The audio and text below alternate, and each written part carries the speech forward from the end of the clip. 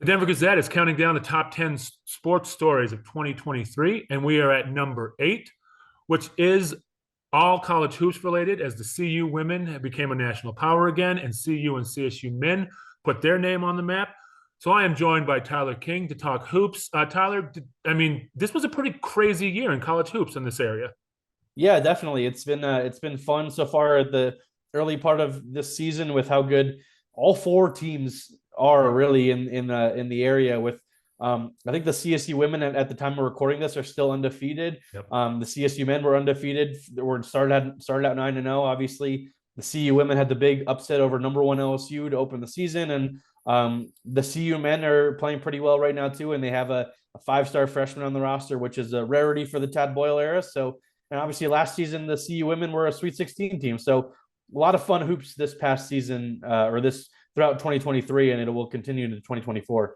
So let's start back in March with the CU women making their run. They got to the Sweet 16, lost to Iowa and Caitlin Clark in a pretty good game. They were in that game for a Yep. while. They beat Duke in the round before that, which was a pretty nice win for them. You know, the CU women's program has kind of been on the rise the last couple of years. And I think it's just a testament to what J.R. Payne has done up in Boulder.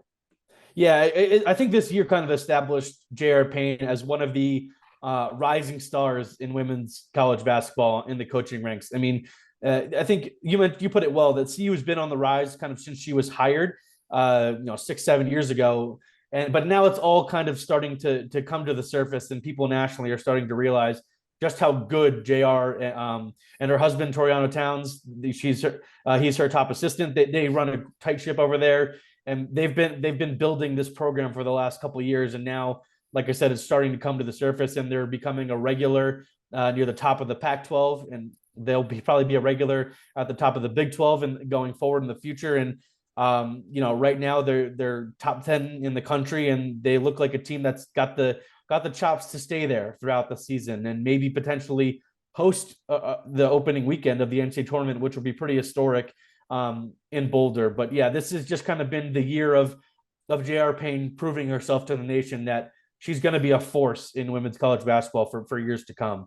So, of course, I've mentioned how I worked in Boulder before I came to the Denver Gazette. And when JR was hired, she was at Santa Clara before that, and people were kind of like, who's J.R. Payne? And it really proves Rick George and CU athletics patience with her, because they didn't start out great. They struggled on the bottom of the Pac-12 for a while. But like you said, the last couple of years with this group of players that's been there now, they've been, I mean, they beat number one Stanford at home. They've, and like we're going to talk about, they beat LSU to open the season this year.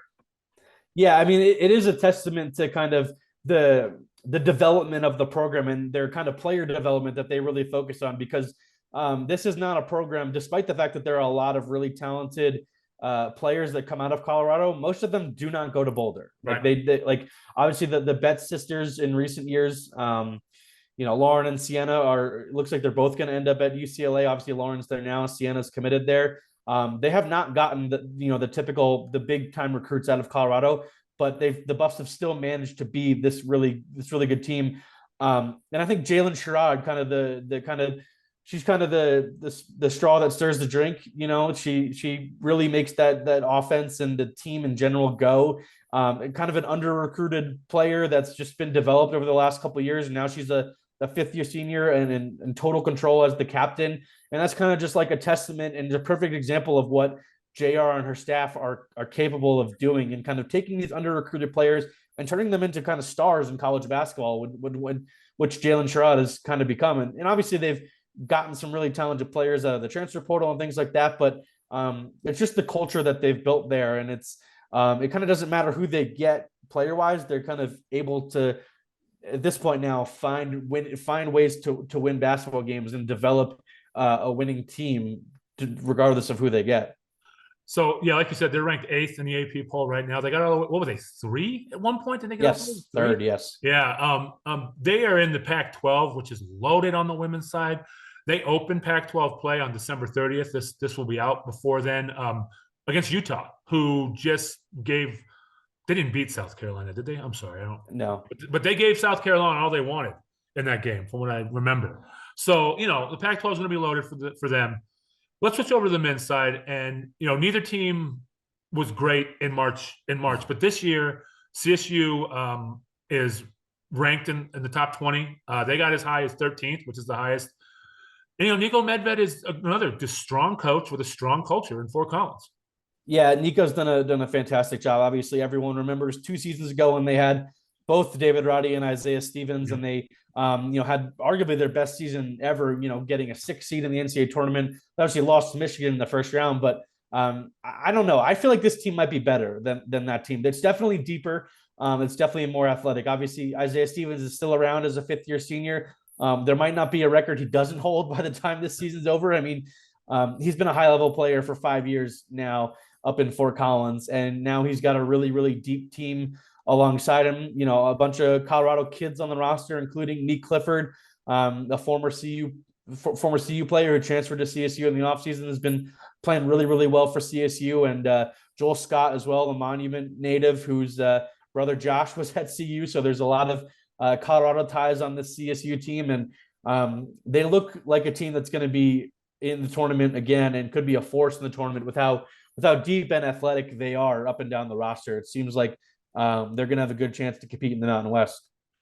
And they're making Moby a really tough place to play, which Yeah, CU found out a couple weeks ago. Yeah, obviously that game against CU 2 weeks ago at this point was awesome. It was rocking. I think they oversold the student tickets or whatever the allotment was, because there was kids lined up in the walkways and whatnot. It was packed to the brim in Moby, and that place gets really loud when it's packed, and hopefully they have quite a few of those going forward. Even last week against DU, they hosted them, and that was a pretty near sellout, and it was still a great environment for kind of a non-conference game that doesn't usually draw that kind of crowd. So the Mountain West is pretty good. There's teams like Nevada, New Mexico. Obviously, San Diego State was a runner-up, national runner-up last year. So a lot of fun teams will be coming to Moby, and that'll be a fun environment for all those games, it seems like.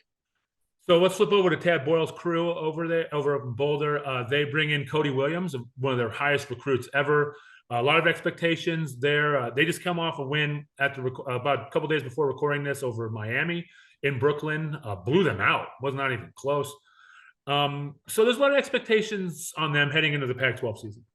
Yeah, this is definitely, it might be one of Tad Boyle. It's definitely one of Tad Boyle's most talented teams. I don't know if it's the most talented, but it's a team that is capable of getting the tournament and should be able to get there if they're able to navigate their way through Pac-12 play, which will be a little bit difficult. But yeah, they have a 5-star in Cody Williams, who's kind of lived up to the hype so far. I would say he's not putting up ridiculous numbers, but that's not the type of player that he is. Anybody who's a big NBA fan and has watched his older brother Jalen on the Thunder, who was the runner-up for the Rookie of the Year last year, you can see what type of player Cody wants to become, and he's kind of the perfect fit for this CU team that does have plenty of really talented veterans like KJ Simpson, who's leading the way, playing some excellent basketball, one of the best point guards in the country, I believe, and obviously Tristan Da Silva, a senior forward, as a Naismith Award watch list player, who's had a really big game in that win over Miami you mentioned, Chris. So definitely not lacking talent, in Boulder, regardless of whether it's the men or the women's side. Both teams seem like they could be primed for deep runs in March when that time comes. So one last thing before we go, I'm pretty sure you probably agree with this is probably one of the best spots college basketball has been in this area.